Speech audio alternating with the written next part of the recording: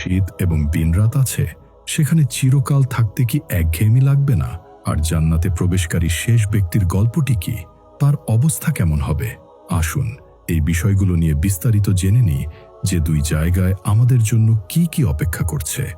একটি হাদিসে কুদসি অনুযায়ী আমাদের রব বলেন, আমি আমার নেককার বান্দাদের জন্য এমন সব জিনিস প্রস্তুত করে রেখেছি যা কোনো চোখ কখনো দেখেনি, কোনো কান কখনো শোনেনি এবং কোনো মানুষের হৃদয়ে কখনো তার কল্পনাও আসেনি।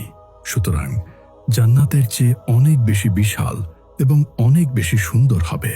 আমরা এখানে কেবল উদাহরণ হিসেবে কিছু বিষয় তুলে ধরব যাতে আপনি একটি ধারণা পান। আর জাহান্নামের ক্ষেত্রেও বিষয়টি একই রকম।